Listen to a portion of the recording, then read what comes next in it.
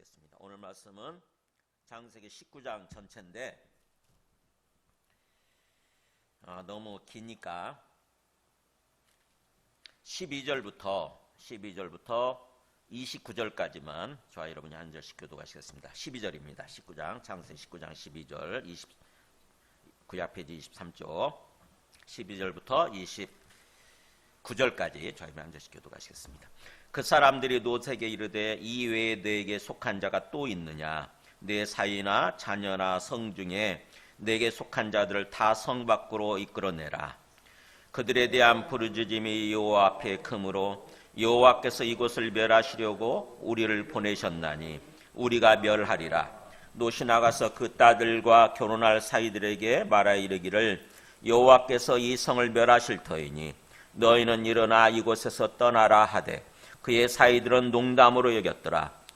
동틀 때 천사가 롯을 재촉하 이르되 일어나 여기 있는 내 아내와 두 딸을 이끌어내라. 이 성의 죄악 중에 함께 멸망할까 하노라. 그러나 롯이 지체하며 그 사람들이 롯의 손과 그 아내의 손과 두 딸의 손을 잡아 인도하여 성 밖에 두니 여호와께서 그에게 자비를 더하심이었더라. 그 사람들이 그들을 밖으로 이끌어낸 후에 이르되 도망하여 생명을 보존하라. 돌아보거나 들에 머물지 말고 산으로 도망하여 멸망함을 면하라. 롯이 그들에게 이르되 내 주여 그리 마옵소서. 주의 종이 주께 은혜를 입었고 주께서 큰 인자를 내게 베푸사 내 생명을 구원하시오나 내가 도망하여 산에까지 갈 수 없나이다. 두렵건대 재앙을 만나 죽을까 하나이다. 보소서 저 성읍은 도망하기에 가깝고 작기도 하오니 나를 그곳으로 도망하게 하소서. 이는 작은 성읍이 아니니까 내 생명이 보존되리이다. 그가 그에게 이르되 내가 이 일에도 내 소원을 들었은즉 내가 말하는 그 성읍을 멸하지 아니하리니 그리로 속히 도망하라. 내가 거기 이르기까지는 내가 아무 일도 행할 수 없노라 하였더라. 그러므로 그 성읍 이름을 소알이라 불렀더라. 롯이 소알에 들어갈 때 해가 돋았더라. 여호와께서 하늘 곧 여호와께로부터 유황과 불을 소돔과 고모라에 비같이 내리사 그 성들과 온들과 성에 거주하는 모든 백성과 땅에 난 것을 다 엎어 멸하셨더라. 롯의 아내는 뒤를 돌아보았으므로 소금 기둥이 되었더라. 아브라함이 그 아침에 일찍 일어나 여호와 앞에 서 있던 곳에 이르러 소돔과 고모라와 그 온 지역을 향하여 눈을 들어 연기가 옹기가마의 연기같이 치솟음을 보았더라. 하나님이 그 지역의 성을 멸하실 때 곧 롯이 거주하는 성읍을 엎으실 때에 하나님이 아브라함을 생각하사 롯을 그 엎으시는 중에서 내보내셨더라. 아멘. 앉으시겠습니다.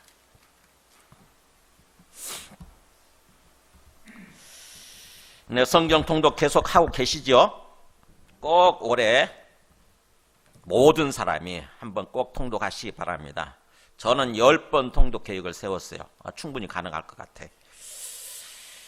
참 그 말씀을 읽으면서 너무 은혜를 받고 있습니다. 그동안 몰랐던 것도 더 새롭게 깨닫게 되고. 그래서 제가 성경을 이렇게 통독하고 묵상하면서 지금은 정독하면서 묵상을 하고 있어요. 시가서, 욥기와 전도서를 지금 묵상을 끝냈는데 참 읽으면서 녹음하면서 깨달은 게 핵심이 뭐냐면은 언약이라고 하는 단어예요. 언약. 하나님과 맺은 언약. 그러니까 하나님 일방적으로 우리에게 찾아오셔서 하나님이 일방적으로 아브라함에게 찾아오신 것처럼 일방적으로 우리에게 찾아오셔서 우리에게 은혜를 베푸시고 우리를 사랑해 주시고 우리와 언약을 맺었다고 하는 거죠. 일방 언약이라고 그래요. 그것을 일방 언약. 우리는 하나님을 몰랐기 때문에 그렇게 뭔가 하나님과 언약 맺을 생각을 못했죠. 근데 하나님께서 일방적으로 찾아오시고 일방적으로 은혜를 베푸셔서 우리와 언약을 맺은 거예요. 그 언약이 뭐냐? 여호와 하나님만을 하나님으로 섬기라는 거죠. 여호와 하나님만을 하나님으로 섬기면 하나님께서 또 우리의 삶을 참으로 어떻게 보면은 어떤 그런 평안하고 복된 그런 삶으로 형통하고 복된 삶으로 인도해 주시겠다라고 하는, 우리를 구원해 주시고 평안하고 복된 삶으로 인도해 주시겠다라고 하는 그런 어떤 약속을, 계약을 맺은 거예요. 그 언약 가운데서 이스라엘 역사가 진행되는 거죠. 절대로 하나님이 아닌 다른 신들, 다른 신한 말을 많이 써요. 성경에서는 다른 신 또는 우상, 이거를 섬기지 않아야 되는 거죠. 근데 그 언약을 만약 위배하고 배신하고 언약을 깨버리는 거죠. 언약을 깨버리고 다른 신을 섬기게 되면 어떻게 됩니까? 우상을 섬기게 되면, 그러면 당연히 하나님의 심판이 이루어지게 되는 거예요. 있게 되는 거예요. 그래서 항상 하나님과의 언약 관계를 생각하고, 나는 하나님과 언약 맺은 하나님의 백성이다, 이걸 항상 생각해야 되는 거예요. 우리의 정체성. 우리 예수님 믿고 구원받은 사람들은 아브라함의 영적 자손으로서 우리가 하나님과 언약을 맺은 하나님의 백성인 거예요. 우리의 정체성은. 하나님의 백성이라고 하는 것은 하나님이 왕이 되셔서, 통치자가 되셔서 이끌어 가신다고 하는 거죠. 그래서 하나님의 통치에 순종하면서 삶을 살려고 해야 되는 거예요. 그게 하나님 나라의 삶이에요. 우리가 예수님 믿고 구원받으면 하나님 나라에 들어간다, 천국에 들어간다 란 말이 그런 뜻이에요. 하나님의 통치에 들어간다, 이런 뜻이거든요. 그 삶을 살기로, 하나님의 통치를 받는 그런 삶을 살기로 하나님과 약속한 거예요. 우리가 예수 믿는다고 고백했을 때는 하나님의 통치를 받는 삶을 살겠습니다, 하나님의 백성으로서 하나님 통치를 받는 그런 하나님 나라의 삶을 살겠습니다라고 하나님께 약속한 거예요. 근데 그 약속을 위반하게 되면, 그러니까 하나님 통치를 받지 않으려고 하게 되면, 그 다음에는 마귀의 통치를 받게 되는 거죠. 그래서 마귀의 통치를 받으면서 죄를 범하면서 삶을 살게 되면 어떻게 됩니까? 하나님께서는 오래 참고 기다려 주시지만 계속해서 그런 삶을 살게 되면 하나님의 징계와 심판이 있을 수밖에 없는 거예요. 하나님의 약속을 계속해서 위반해도, 하나님을 계속 배신해도 하나님의 징계와 심판이 없다고 한다면 하나님은 없는 거나 마찬가지잖아요. 그죠? 하나님 없는 거나 마찬가지죠. 그래서 하나님께서 분명히 살아계시고 하나님께서 우리의 주인이 되신다고 하는 것을 징계를 통해서, 심판을 통해서 나타내 주시는 거예요. 그래서 하나님과 언약을 맺었다고 하는 것은, 그래서 하나님의 통치를 받는 삶을 산다고 하는 것은 항상 그 아브라함에게 얘기하신 것처럼 13년 만에 나타나셔서 창세기 17장에서, 이 17장 1절에서 하나님이 13년 만에 나타나셔서 아브라함한테 그렇게 얘기하시잖아요. 나는 전능한 하나님이다. 너는 뭐라고 그랬어요? 어디서 행해라? 내 앞에서 항상. 내 앞에서 행해서 온전하게 살아라. 온전하라. 그러잖아요. 완전하라. 하나님의 기준에 비춰서 온전한 삶이죠. 우리의 영혼이 어떻게 보면은 하나님 원래 약속하신 대로 하나님만을 섬기면서 우리의 삶이 온전한 삶을 살아가게 되는 거예요. 하나님 앞에서 행하는 거, 그게 믿음이에요. 그게 믿음. 하나님을 믿는 믿음. 하나님 앞에서 행하는 거. 그게 성경 전체를 관통하는 주제예요.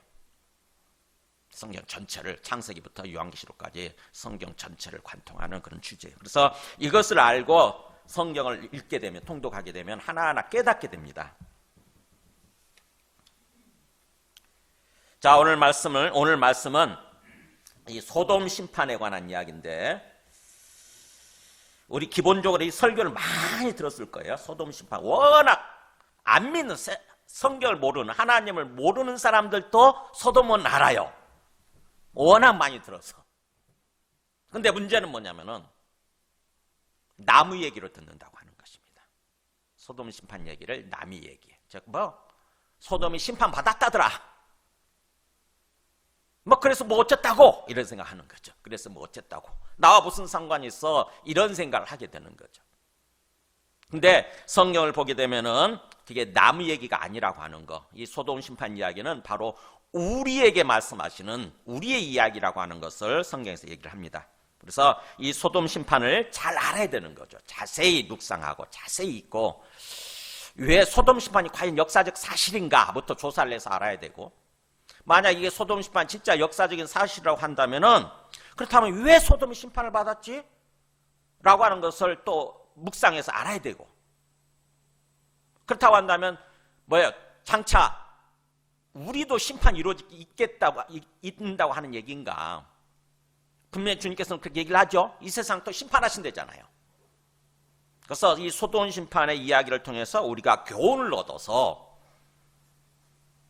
이 세상이 심판당할 때 우리는 거기서 구원받아야 되는 거죠.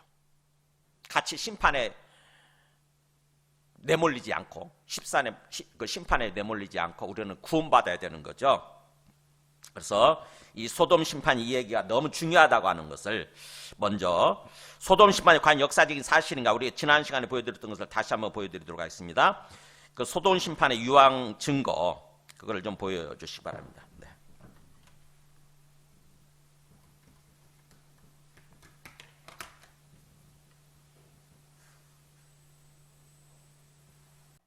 신명기 말씀 보여주시기 바랍니다. 신명기 29장 22절. 이 소돔 이야기가, 유적지는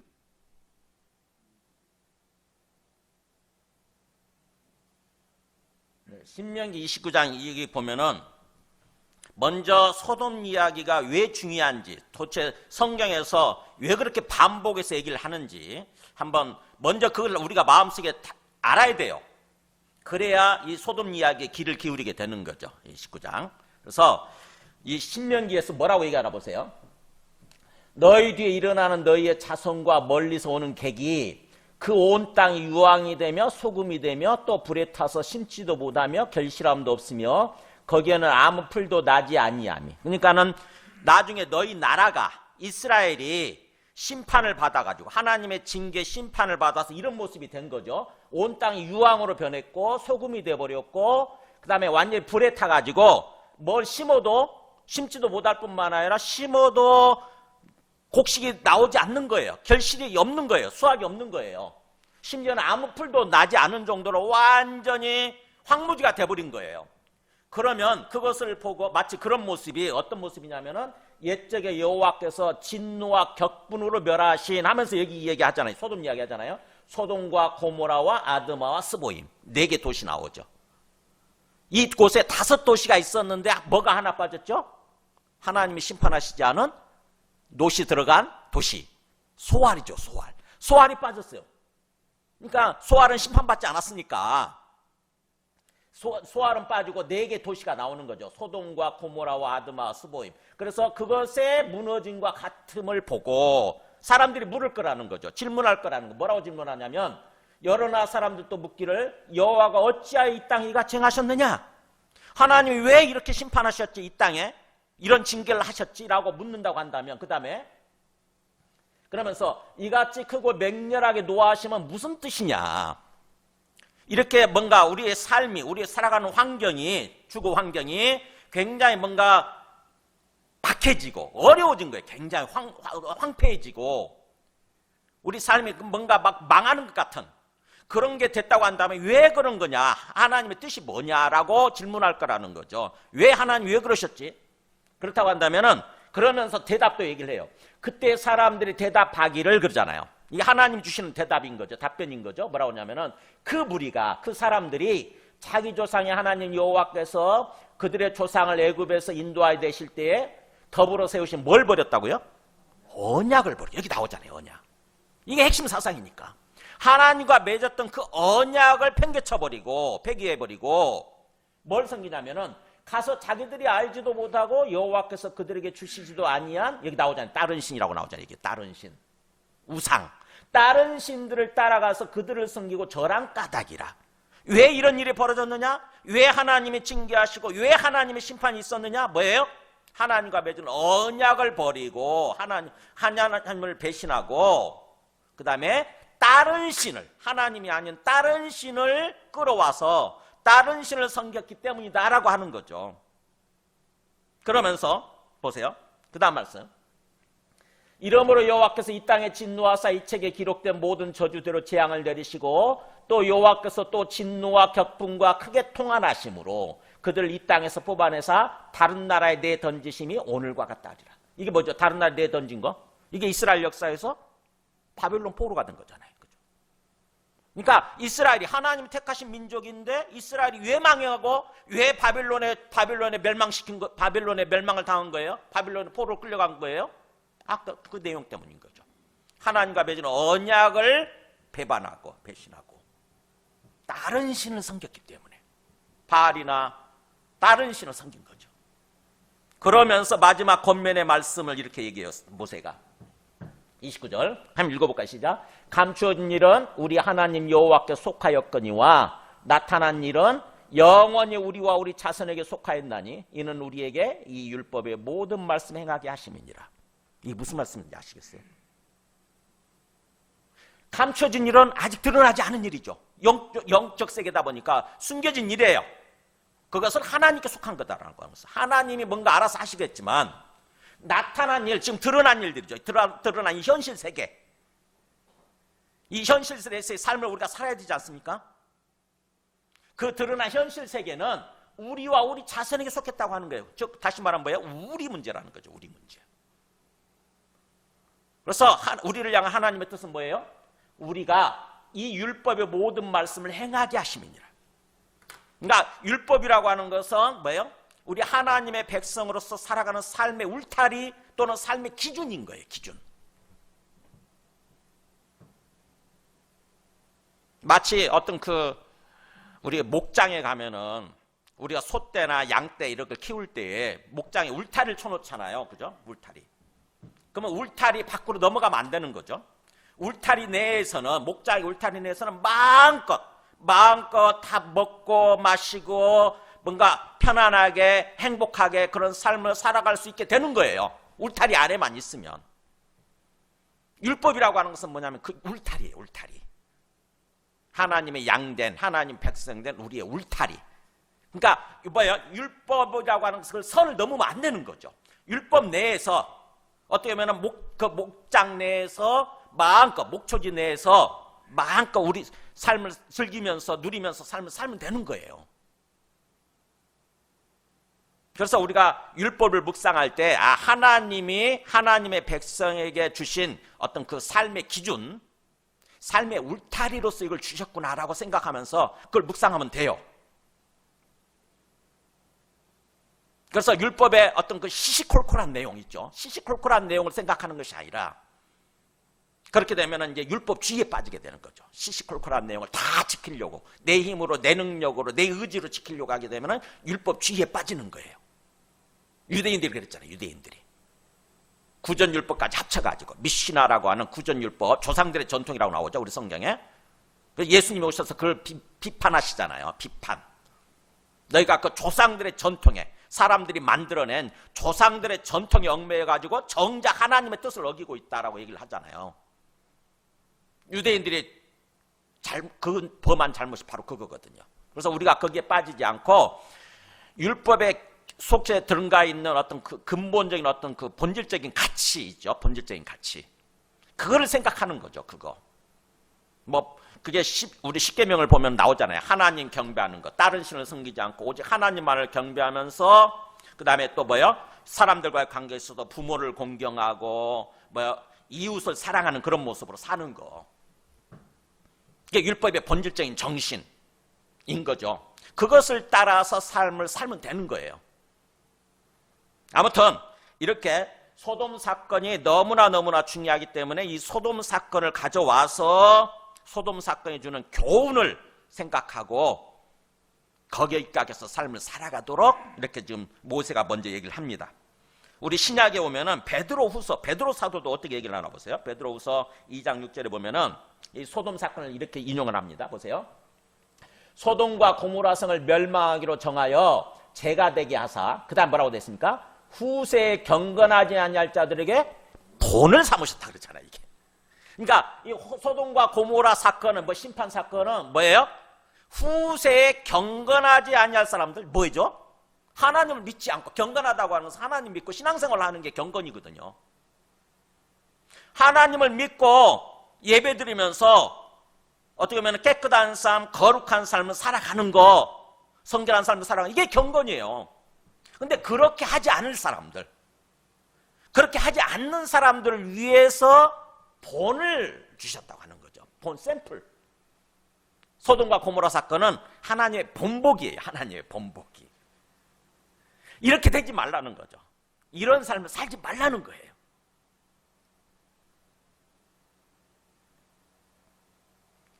유다서도 마찬가지입니다. 유다서 1장 7절에도 보면은 유다 선지자 알죠? 예수님의 친동생이잖아요. 유다도 이렇게 얘기를 해요. 소돔과 고모라와 그 이웃 도시들도, 아까 이웃 도시들 있었죠? 스보이민이 뭐 아드만이 이렇게, 그 이웃 도시들도 그들과 같은 행동으로 음란하며, 그러니까 뭐예요? 이 소돔의 대표적인 어떤 죄악된 모습이 대표적인 게 음란이었잖아요. 그죠? 동성애. 음란하며 다른 육체를 따라가다가 자기 육체가 아니라, 자기에게 속한 육체가 아니라 다른 육체, 그게 음행이죠. 간음이에요. 그게 간음. 다른 육체를 따라가다 결국 영원한 불의 형벌을 받음으로 뭐라고 했습니까? 이게 뭐가 됐다? 우리에게 거울이 됐다. 거울. 그러니까 소돔과 고모라 사건은 우리에게 거울이 되는 사건인 거예요. 이처럼 이 성경의 기록자들, 성경의 선지자들은 이 소돔과 고모라 사건이 너무너무 중요하다고 하는 것입니다. 그래서 그것을 계속해서 성경에서 말씀하는 거예요. 심지어 예수님도 말씀하시죠, 사실은. 그러니까 소돔과 고모라 사건을 남의 얘기로 들을 게 아니라 나의 얘기로, 오늘 나에게 주시는 하나님의 말씀으로 들어야 되는 거예요. 그래서 깊이 묵상을 해야 됩니다. 도대체 소돔 사건이 진짜 역사적인 사실이라고 한다면은 왜 하나님께서 소돔을 심판하셨을까? 이 소돔 사건을 통해서 우리에게 무엇을 말씀하고자 하는 것일까? 하나님이 우리에게 주시는 교훈은 뭘까? 이렇게 생각을 해야 됩니다. 먼저 1절에서 11절 우리가 읽지 않았지만, 자, 소돔의 죄악된 모습을 한번 보시기 바랍니다. 소돔이 하나님이 왜 심판하실 수밖에 없었는지, 소돔의 죄악된 모습을 대표적인 사건을 들어서 얘기를 합니다. 보면은 이 롯이 이 두 천사가 나타났을 때, 아직 천사인 줄 모르잖아요. 롯은 그냥 나그네일 뿐이에요. 두 나그네가, 젊은 청년 두 나그네가 이렇게 그 광장에 나타나니까, 소돔 성문이죠. 소돔 성문에 앉아있다가, 소돔 성문에 앉아있다가 두 청년 나그네가 이렇게 나타나니까, 그때 당시 관행이고 어떻게 보면 관습이잖아요. 나그네를 잘 대접하는 거. 아브라함도 그랬듯이 이 롯도 나그네를 잘 대접하기 위해서 신신당부해서 자기 집으로 들어왔다 가시라고 얘기하죠. 2절에 보면은 꼭 내 주여 막 부르면서 돌이켜 종의 집으로 들어와서 발 씻고 주무시고 일찍 일어나 갈 길 가소서 그러잖아요. 굉장히 어떻게 보면은 롯이 어떻게 보면은 굉장히 소돔성에 살면서 믿음이 약해지긴 했지만, 연약한 믿음이긴 하지만 그래도 그게 좀 남아 있었던 것 같아요. 나그네를 잘 대접해야 된다라고 하는 그런 게 있었던 것 같아요. 그래서 신신당부합니다. 우리 번역은 많이 생략을 했지만 원래는 그렇게 돼 있어요. 보면은 보소서 그러면서 제발, 또 주여 제발 막 이런 말을 써요. 주여 제발 우리 집에 들어와서 머물렀다 가세요. 그랬더니 그 천사들이 아니다, 우리가 거리에서 밤을 새우리라 그렇게 얘기하죠. 1차적으로 거절을 합니다. 왜냐하면은 소돔성을 살피기 위해서 왔으니까. 그죠? 소돔성을 살피기 위해서 일부러 시간 맞춰서 왔잖아요. 19장 1절에 보면은 그 저녁 때 그랬잖아요. 어디서 출발해서 왔습니까? 아브라함이 있었던 그 마물의 상수리 나무가 있는 그 상술의 지역이죠. 마물의 지역이죠. 거기서 점심 먹고, 그잖아요. 아브라함이 잘 대접했잖아요. 점심을 잘 먹고 열심히 걸어서 저녁 때 시간 맞춰서 온 거예요. 이제 밤이 어두워지기 시작한 거죠. 그 저녁의 시작은 6시부터잖아요. 오후 6시부터. 어두워지기 시작하는, 그때 도착해가지고 그런 일이 지금 벌어지는 거죠. 롯이 막 부탁하는 거예요. 근데 롯이 계속 간청을 하죠. 3절에 보면 롯이 심히란 말을 생략해버렸네. 롯이 심히 간청을 해요. 그랬더니 그제서야 이 천사들이 롯의 집으로 들어갑니다. 그래서 롯이 그 천사들을 위해서 식탁이란 말이 나오는데, 거기 식탁이 사실은 마실 거예요. 마실 거란 뜻이에요. 마실 것을 베풀고, 그 다음에 또 먹을 거, 빵, 무교병, 빵을 굽습니다. 그랬더니 그들이 먹습니다. 이 노새 대접하는 모습은 사실은 굉장히 어떻게 보면 아브라함이 했던 것과는 좀 대조가 되죠. 그죠? 아브라함은 어떻게 천사들 대접했습니까? 네, 막 살진 송아지까지 잡았잖아요. 그죠? 기름지고 좋은 그 18장 7절에 보면은 살지고 어떤 기름지고 좋은 송아지까지 잡고 8절에 보면은 엉긴 젖도 요구르트도 갖다 주고 우유도 갖다 주고 그랬잖아요. 또 6절에 보면은 어떤 그 빵도 그냥 밀가루가 아니라 고운 가루 세수하라고 그랬잖아요. 고운 가루. 그러니까는 엄청나게 막 20kg 정도 되는 거죠. 그 정도로 그러니까 정성을 다해서 아브라함은 정성을 다해서 대접한 반면에 롯은 조금 가볍죠. 그잖아요. 롯의 신앙 상태를 얘기하는 거예요. 영혼 상태. 나그네를 대접하긴 하지만 그냥 조금 자기 평소 먹던 거에 숟가락 하나 좀 던져 놓는 정도인 거죠. 그냥 마실 거 베풀고 빵 무교봉 굽고 이런 정도죠. 그래서 그들이 그걸 먹고 이제 자려고 그러는데, 이제 보세요. 이제 소돔의 죄악된 모습입니다. 그들이 눕기 전에 그 성사람, 그 통은 도시란 뜻이에요. 그 소돔 도시 사람들, 그 소돔 백성들이 노소를 막느라고. 정확히 얘기하면은 저 젊은 사람들부터 시작해서 노인 양반까지 이렇게 돼 있어요. 젊은 사람들부터 시작해가지고 노인 양반까지, 그 다음에 원근에서 다 모여. 그 소돔 도시 저 멀리서부터 끝에서부터 다 모인 거예요. 다 모여가지고 롯의 집을 에워싸고 포위를 하고 완전히. 그러면서 보세요. 5절에 막 롯을 부르면서 뭐라고 그러냐면 오늘 밤에 너게 온 사람들 어디 있냐? 그 사람들을 우리에게 이끌어내라 이렇게 됐어요. 그 사람들 우리한테 이끌어내라. 우리가 그들을 상관하리라 그런 거예요. 상관이란 말은 성적 관계예요. 어떻게 보면 동성애지, 이 남자들이니까. 우리가 그들과 동성애하리라.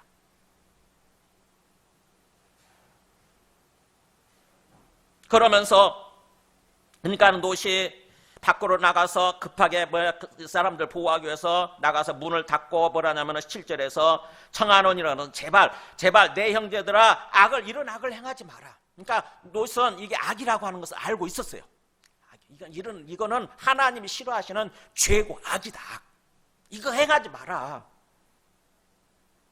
그러면서 놀랍게도 8절에 보면 이상한 얘기를 합니다. 보세요. 보라, 내게 남자를 가까이 하지 아니한 두 딸이 있다. 그러면서 청하건대 제발 내가 내 두 딸을 그들에게 이끌어낼 테니 너희들에게 이끌어내리니 너희 눈에 좋을 대로 그들에게 행하고, 다만 이 사람들에게는 내 집에 들어왔으니 이 사람들에게는 아무 일도 저지르지 마라 그러는 거예요. 이해가 되십니까? 아니, 나그네를 잘 대접하고 보호해야 된다고 하는 것은 알겠는데 어떻게 자기 딸을 또 그들한테 그렇게 줄 생각을 하죠? 이게 롯의 영적 상태예요. 소돔성에 완전히 어떤 죄악에 푹 빠져있는 이 소돔성에 살면서 그 환경의 영향을 받은 것입니다. 얼마나 우리가 살아가는 환경이 굉장히 중요한지 아시겠죠? 내 주변에 있는 사람들 있잖아요. 내가 어떤 사람들을 평소 항상 만나느냐, 그 사람들과 교제하면서 대화를 하느냐에 따라서 영향을 받을 수밖에 없어요. 지금 롯은 죄에 푹 빠져있는 어떤 죄악된 죄악된 문화인 어떤 그런 소돔성에 살면서 이렇게 영혼이 타락한 거예요. 사실은요. 뭔가 좀 신앙이 남아있긴 하지만 굉장히 형편없어진 그런 모습인 거죠. 그 롯이 그렇게 했더니 그들이 그러죠. 그 동네 사람들이, 그 도시 사람들이 9절에 그죠? 너는 물러나라 그러면서 이자가 들어와서 거류하면서 이제는 완전히 우리의 법관이 되려 하네. 완전이란 말이 있어야 돼 원래. 완전 이것이 이놈이 완전히 여기서 와서 여기 이 땅에 원래 원주민도 아니면서 이 땅에 잠시 머무르고 있으면서 완전 우리 법관이 되려고 그러네 이제. 그러는 거예요. 악을 행하지 말라고 그랬으니까 그잖아요. 막 악이라고 그러면서 너희들이 지금 하려고 하는 짓은 악이야. 죄악된 짓이야. 그러니까 이런 거 행하면 안 돼. 막 이렇게 얘기를 하니까 마치 재판장 심판이 되려고 한다고 하는 거죠. 네가 판사야 그런 거죠. 네가 판사야. 이제 우리가 그들보다 너를 더 해야 되라 그렇잖아요. 너에게 이제 악을 행할 거야 그런 거예요. 그들보다 너에게 악을 행하리라. 그러면서 놋을 밀치고는 이제 막 문을 부수려고 그러는 거죠. 그 나그네 천사들 끌어내기 위해서 막 문을 부수려고 집으로 이제 밀고 들어가려고 합니다. 그랬더니 그 천사들이 10절에 그냥 위급한 상황이니까 손을 내밀어 가지고 놋은 집으로 끌어들이고 문 닫아버리고 어떻게 합니까? 문 밖에 있는 그 사람들을 대소를 막론하고, 아까 왔던 그 뜻, 노소를 막론하고 그 뜻이에요. 젊은 사람들부터 시작해서 노인들까지 다 눈을 완전히 장님으로 만들어 봅니다. 눈을 어둡게 만든 거죠, 순간적으로. 그랬더니 그 사람들이 그래도 그 상황 속에서도 문을 찾기 위해서, 노소의 집 문을 찾기 위해서 헤매었더라 그러잖아요. 난리법석을 피운 거예요, 계속. 그러니까 뭔가 죄악을 포기하지 않는 그런 모습인 거죠. 이게 소돔 사람들이 얼마나 죄악에 빠져 있었는지를 상징적으로 대표적인 사건으로 보여주는 거예요. 성적으로 완전히 타락해가지고, 성적으로 타락한 뿐만 아니라 다른 것도 다 타락한 거죠. 근데 성적으로 타락한 것을 보여주는 거예요. 완전히 극도로 타락한 모습이잖아요, 그죠? 젊은 사람들부터 시작해가지고 노인들까지, 그것도 온 저 끝에서부터, 그 도시의 저 끝에서부터 다 모였다고 하는 게 이게 상상이 됩니까?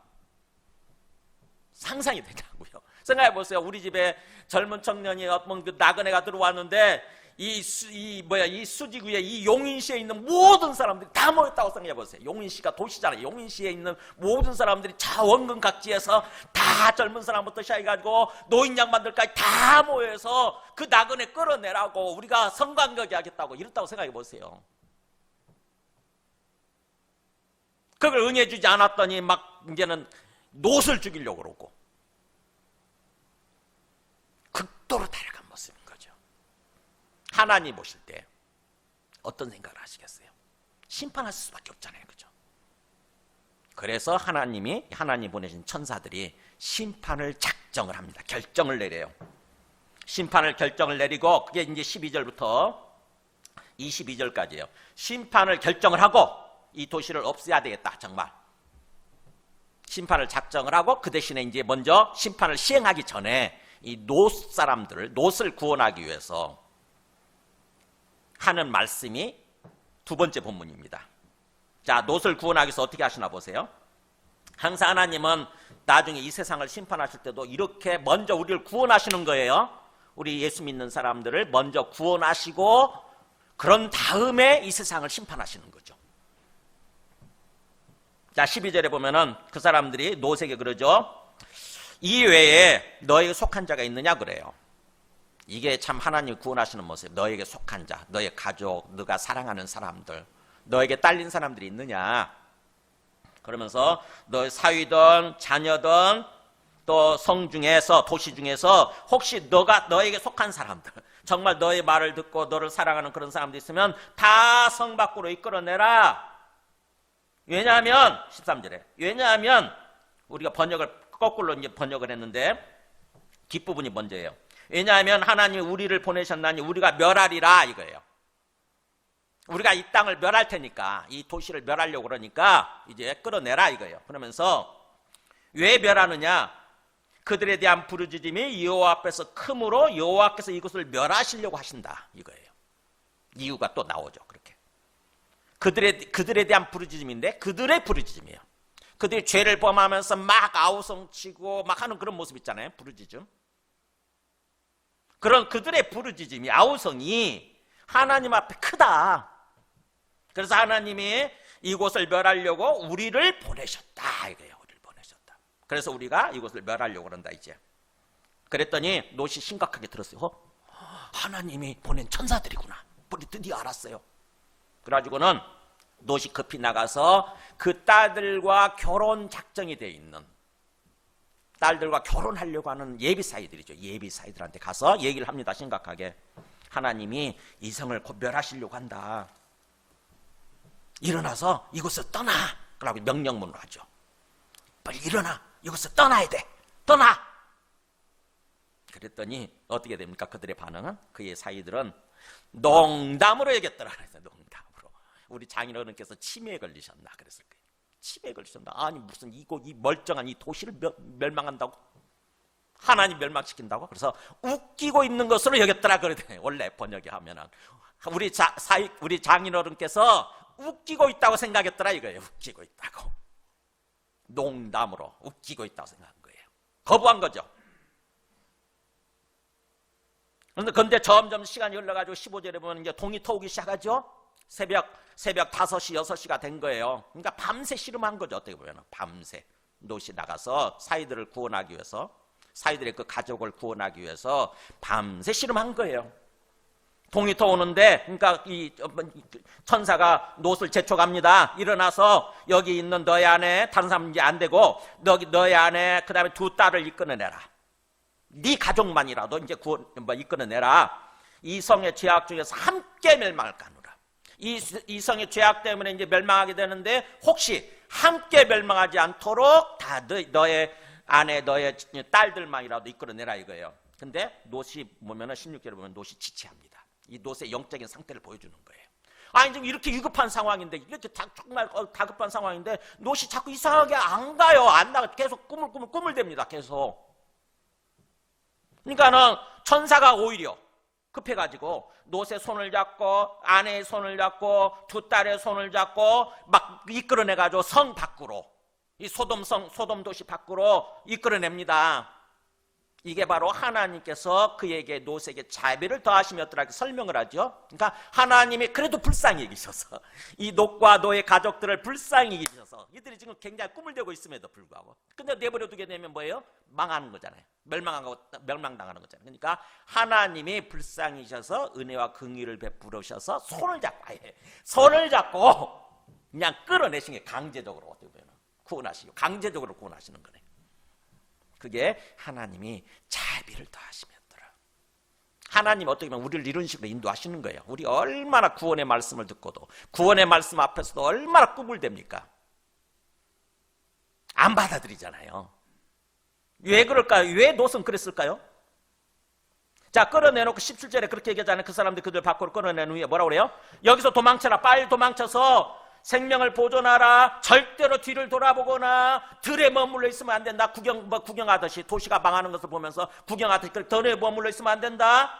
산으로 도망해라. 그래서 멸망을 면하라 이거예요. 뒤를 돌아보거나 절대 들에 머물러 있지 마라. 왜냐하면 들까지 다 갈아엎을 거잖아요. 하나님이.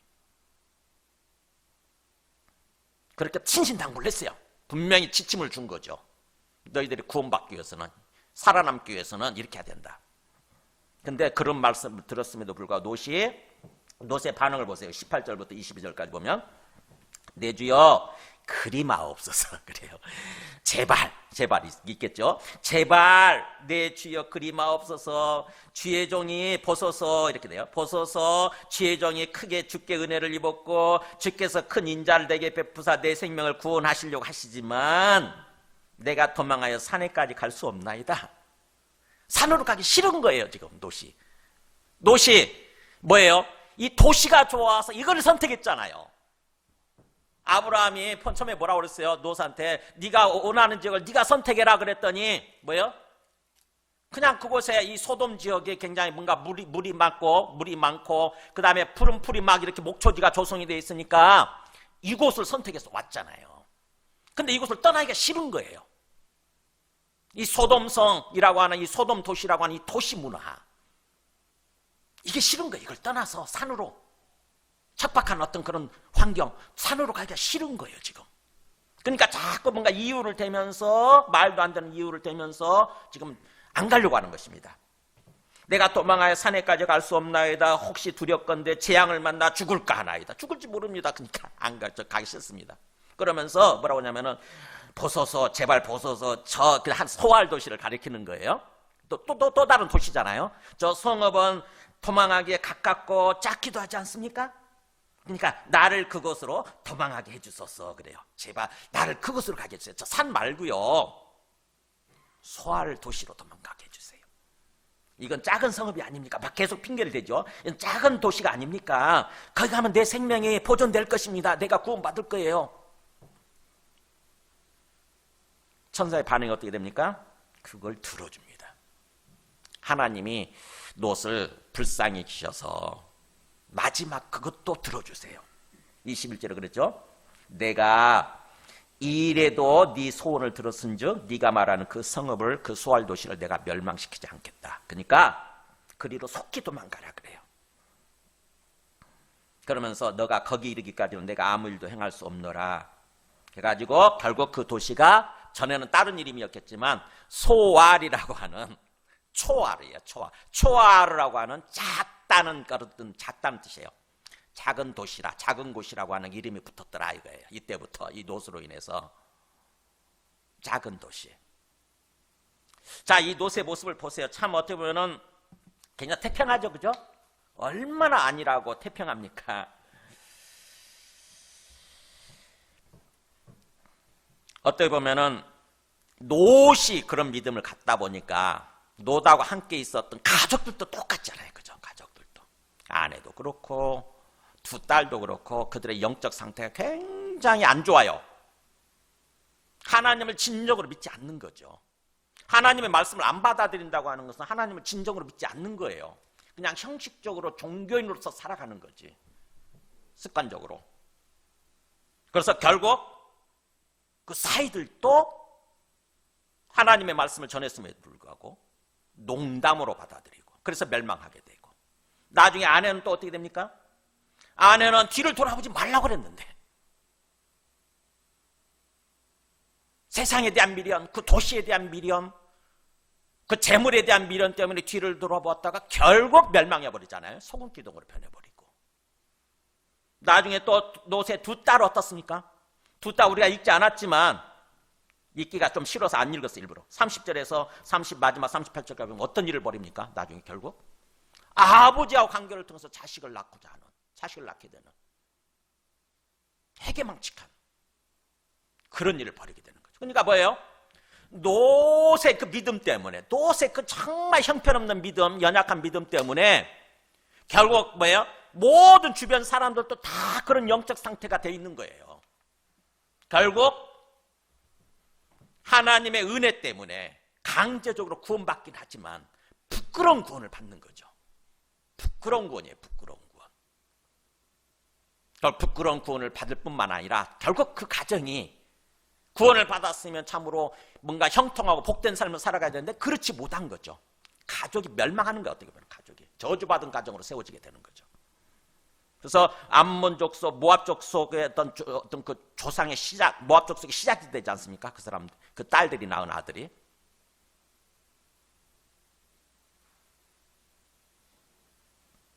이걸 보면서 깊이 생각을 해요. 우리 모습이 이럴 수 있다고 하는 것입니다. 아무리 하나님이 장차 이 세상을 심판하신다 라고 얘기를 해도 이런 식으로 받아들이는 거예요. 롯과 그의 가족들처럼 우리가 대충 그냥 가볍게 그렇다더라, 그래서 뭐 어쨌다고 이렇게 생각하는 거예요. 심각하지 않습니다. 진짜 믿음이 아닌 거죠. 우리의 믿음이. 하나님을, 진짜 살아계신 하나님을 진짜로 믿게 되면은요, 하나님 주신 말씀에 대해서 진지하게 심각하게 받아들일 수밖에 없어요.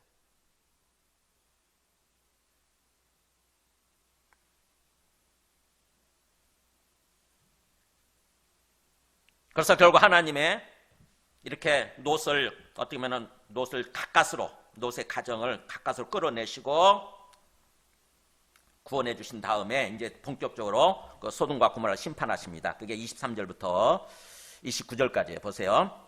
롯이 이제 드디어 소알에 딱 들어갔을 때, 그가 원했던 그 소알 도시에 들어갔을 때 해가 돋았죠. 그러니까 아마 해가 딱 돋았다고 하는 것은 오전에 한 어떤 6시나 7시나 이렇게 됐겠죠. 그죠? 드디어 아침이 된 거예요. 아침이. 해가 딱 떠오르기 시작한 거예요. 떠오른 거예요. 그랬더니 드디어 24절에 하늘로부터 여호와께서, 하늘 곧 여호와께로부터 그잖아요. 하나님 직접 심판하신 거예요. 유황과 불을 소돔과 고모라에 어떻게 내렸다요? 비같이 쏟아부으신 거예요. 적당히 심판하신 게 아니고 소낙비 쏟아붓듯이, 노아 홍수 때처럼 소낙비를 쏟아붓듯이 유황과 불을 막 쏟아부으신 거예요. 그리고 그 성들과 온 들판, 아까 경고했잖아요. 들에 서 있지 말라고. 그 성들과 온 들과 성에 거주하는 모든 백성, 그리고 땅에 난 어떤 그 땅 것들 있잖아요. 뭐 어떤 그 나무나 곡식이나 모든 풀이나 이런 땅에 난 거 모든 것을 다 엎어서 완전히 멸망시키셨더라. 즉 지진도 난 거예요, 사실은요. 위에서 유황과 막 불이 막 쏟아질 뿐만 아니라 밑에서는 엄청난 지진, 지각변동이 있는 그런 어떤 지진이 일어난 거예요. 그래서 다 갈아엎어진 것입니다. 완전히 그 땅이. 이거를 얘기해주는 그게 있는데 잠깐 제 두 번째 영상 있죠. 거기 한번 제가 보여드려 볼게요. 불 조금 쏟아부어서 살아있는 사람들만 죽이고 그 정도가 아니고 그 땅 전체를 완전히 갈아엎으신 거예요. 완전히. 그리고 26절에 노새 안에는 분명히 천사들이 경고했음에도 불구하고 그 미련 때문에 두고 온 재산, 도시 그거에 대한 미련 때문에 뒤를 돌아보다가 소금 기둥으로 변해버리고 아브라함이 보세요. 아침에 일찍 그날 아침이죠. 그날 아침 일찍 일어나고 요 앞에서 그 중북도에 있던 그 장소 있죠. 요 앞에 서 있던 곳에 이르러 가지고 소돔과 고모라 그 온 지역을 향하여 눈을 들어서 연기가 어디까지 솟아나냐면 옹기가마 연기같이 솟아나는 것입니다. 옹기가마가 뭔지 아시죠? 용광로. 옹기가마는 말 그대로 하면 그릇을 굽는 어떤 그런 가마인데 그때 그릇을 구웠는지 어떤지 모르지만 어쨌든 용광로처럼 그런 뜻이에요. 우리 풀무간, 대장간이죠. 어떻게 보면은 용광로처럼 용광로의 연기가 치솟는 것처럼 그렇게 연기같이 치솟음을 보았더라. 엄청난 연기가 솟아오른 거죠. 그 소돔과 고모라 지역에서.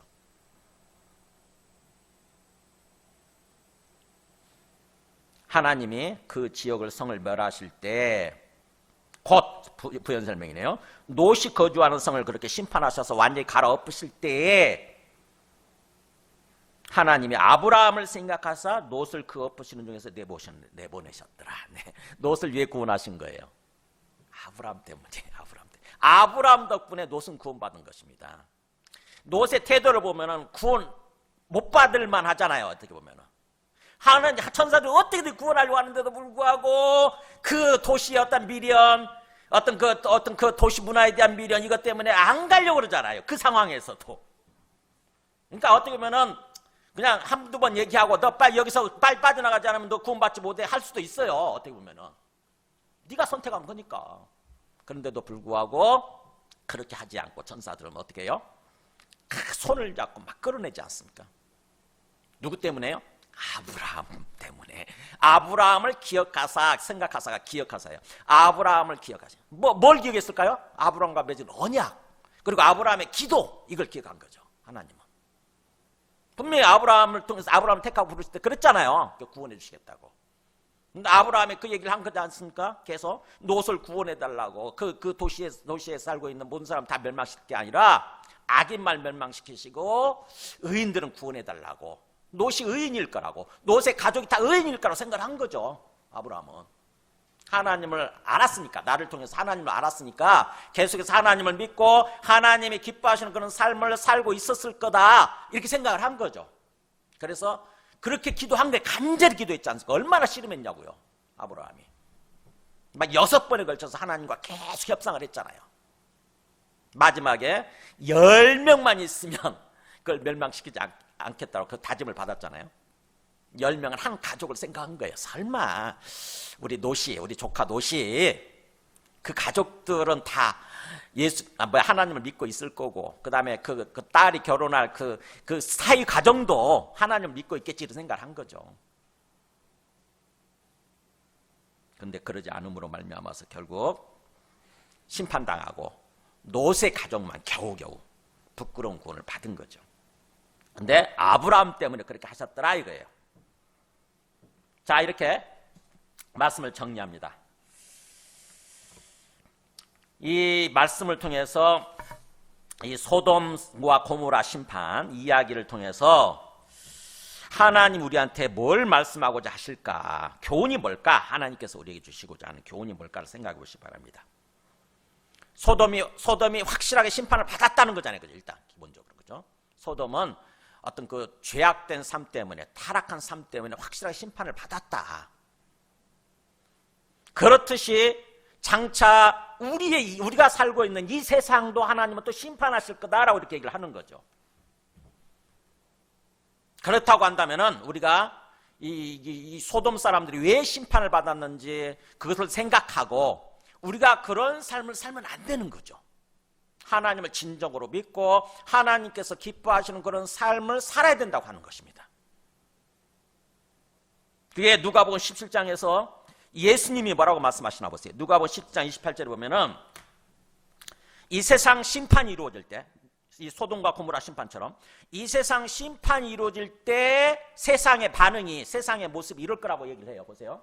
노세 때와 같으리니 사람들이 먹고 마시고 사고 팔고 심고 집을 짓더니, 이게 일상의 삶이죠. 여기까지는 좋아. 뭐 이걸 뭐라고 하시진 않으니까.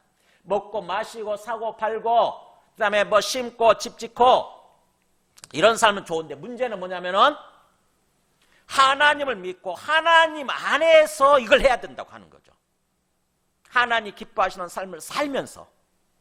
그래서 롯이 소돔에서 나가던 날에 저 그 하늘로부터 불과 유황이 마치 비가 오듯 그렇게 그들을 멸망시켰느니라 그러면서 인자가 나타나는 날에도 이러하리라 그래요. 그러니까 예수님이 재림하시는 거죠. 예수님이 재림하실 때 이 세상 심판이 이루어지게 되는데, 인자가 나타나는, 예수님 재림하시는 그때도 이런 모습이 있을 거다, 세상에서. 그래서 그 다음 보세요. 롯의 처를 기억하라. 딱 꼭 집어서 얘기하잖아요, 예수님께서. 롯의 처, 롯의 아내, 소금기둥이 되어버린, 하나님의 말씀을 귀담아 듣지 않고 자기 미련 때문에, 자기 욕심 때문에 결국 뒤를 돌아봤다가 소금기둥으로 심판당해서 멸망해버린 롯의 처와 롯의 아내를 기억해라. 너가 롯의 아내가 될 수도 있다. 롯의 아내가 되지 말라는 거죠. 소금기둥이 되어버린 이유가 뭐예요? 그렇게 안 될 수 있었는데 스스로 자기가 원해서 소금기둥이 된 거예요. 어떻게 보면은 심판을 자초한 거예요. 우리 여호수아서 읽다 보면 여호수아 7장인가에 나오잖아요. 여호수아 7장에 멸망해버린, 스스로 재물이 되어버린, 하나님께 바쳐진 재물이 되어버린 사람이 누구죠? 아간이라는 사람 나오잖아요. 아간이라는 사람. 그 욕심 때문에, 재물 욕심 때문에 그렇지 않습니까? 분명히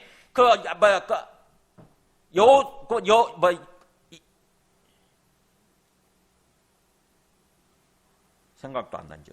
뭐예요? 무슨 성이죠? 여리고성이죠. 여리고성을 멸망시킬 때 거기서 그것들은 다 하나님께 바쳐진 거니까, 하나님께 바쳐진 재물이니까 절대 아무것도 거기서 취하지 말라고 그랬잖아요. 분명히.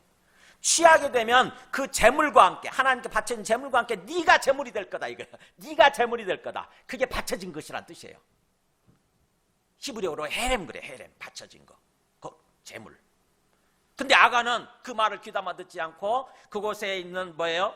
그 외투 한 벌, 아마 명품이었던 것 같아요. 신할산 아름다운 외투 한 벌, 그리고 돈, 은 200세겔, 그리고 50세겔 되는 금덩이, 요거 때문에 요걸 훔쳐가지고 자기 집에다가 감춰뒀다가 결국 아간과 그의 가족 전체가 돌에 맞아 죽지요.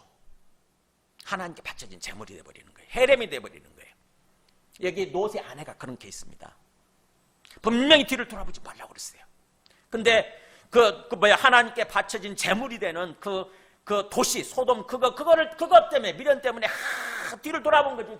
내가 이걸 어떻게 놓고 가? 그것 때문에 결국 롯의 아내 자체도 헤렘이 하나님께 바쳐진 재물이 돼버리는 거예요. 롯의 처를 기억하라 이거예요. 그러면서 누구든지 자기 목숨을 이런 식으로 이 세상에서 자기 목숨을 보존하고자 하는 자는 뭐예요? 자기가 살기 위해서 하나님을 놓아버리는 거죠. 하나님을 놓아버리고 자기가 잘 살기 위해서, 자기가 뭐예요?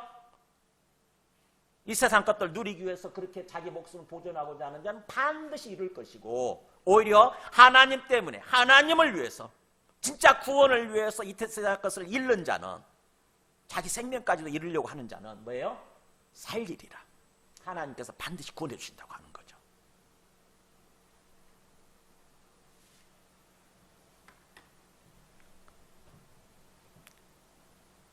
그러면서 데살로니가 후서 1장 8절 보면은 결국 이 세상이 하나님이 반드시 심판하실 거라고 얘기를 하죠.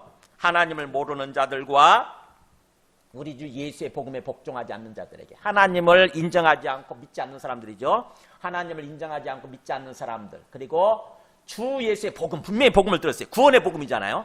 구원의 하나님의 말씀이고 구원의 복음이지 않습니까? 그것에 복종하지 않는 사람들, 복음을 귀로만 듣고 실제로는 그 복음에 받아들여서 진정으로 믿고 순종하는 삶을 살아야 되는데 그건 복종하지 않아요. 지식적으로 알고 있는 거야. 그런 사람들은 반드시 형벌을 내리시리니, 그잖아요. 형벌, 심판이 이루어진다고 하는 거죠. 그래서 이런 자들은 결국 주님의 얼굴과 그의 힘의 영광을 떠나서, 그러니까 하나님의 주님의 얼굴을 보게 되고 하나님의 그 힘의 영광스러운 힘 가운데 살아가게 되는데, 어떤 권세 가운데 살아가게 되는데 그걸 완전히 떠나는 거죠. 영원히 떠나는 거죠. 그래서 영원한 멸망의 형벌을 받으리로다. 이게 하나님께서 우리한테 경고하시는 거예요. 그렇게 되지 않도록. 그러면서 요한계시록 18장 4절 보면 바벨론 심판 있죠. 그게 바벨론 심판이 이 세상 심판이잖아요. 이 세상 심판을 바벨론으로 상징화시켜서 바벨론 심판이 이루어지고 바벨론이 멸망할 거라고 하면서 이렇게 얘기를 하시죠. 뭐라고 했냐면은, 뭐라고 됐습니까? 여기 4절, 이 파란 글 읽어볼까요? 내 백성아, 거기서 나와 그의 죄에 참여하지 말고 그가 받을 재앙들을 받지 말라 그러잖아요. 이게 권면하는 거잖아요. 내 백성아 그러잖아요. 너는 구원받아서 이제 내 백성이, 하나님의 백성이 된 거야. 우리 모두는 하나님이 사랑하는 마음, 안타까운 마음 부르는 거죠. 내 백성아, 거기서 나와라. 그 바벨론 도시, 바벨론에서 나와라 이거예요. 그 심판받아 멸망해서 없어질 그 소돔 도시, 바벨론에서 나와라 이거예요. 나와라. 그래서 그들의 죄에 참여하지 말고 그가 받을 재앙들을 받지 마라. 왜 굳이 뭐예요? 심판을 받을 필요가 뭐냐는 거죠. 하루 동안에 그 재앙들이 이르리니 곧 사망과 애통함과 흉년이라 그가 또한 불에 살라지리니 그를 심판하시는 주 하나님은 강하신 자이심이라 하네요. 불에 살라질 거라고 하는 거예요. 이 소돔성을 불로 심판하셨듯이 이 세상을 불로 심판하실 때 거기에 참여하지 말라는 거죠.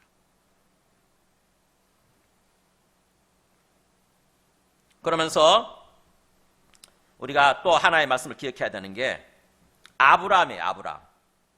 참 아브라함을 생각해서 하나님께서 이 롯을 구원하셨더라 그랬잖아요. 우리가 아브라함처럼 살아야 된다고 하는 것입니다. 아브라함이 우리의 하나의 샘플이고 모범이 되는 거예요. 이 세상 심판하실 때 거기에 멸망할 사람들 많죠? 우리 주변에. 하나님께서 우리에게 어떤 역할을 하라고 하는 거냐면 아브라함처럼 역할을 하라는 거예요. 그들이 그렇게 멸망하지 않도록, 반드시 하나님의 심판이 있으니까 그들이 그렇게 심판당해서 멸망하지 않도록 그들에게 어떻게 해야 됩니까? 그들을 위해서 일단 기도해야 되고, 아브라함처럼 기도해야 되잖아요. 그들의 구원을 위해서 기도해야 되죠. 주님, 저들을 구원해 주세요. 저도 지금 빚져 있거든요. 저도 우리 형제들 중에 예수 믿지 않는 사람들이 있어가지고 저는 그들을 위해서 어떤 일이 있어도 기도해요.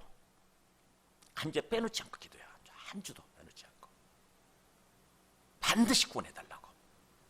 그러면서 또 어떻게 해야 됩니까? 그들에게 복음을 알려야 되는 거잖아요. 그들이 구원받을 수 있도록. 세상 반드시 심판의 날이 온다. 이 세상은 계속 지속되는 것이 아니라 반드시 이 세상을 심판하시는 날이 온다라고 얘기를 해줘야 되는 거죠. 그들에게. 롯이 가서 사이한테 얘기했듯이 얘기를 해줘야 되는 거예요.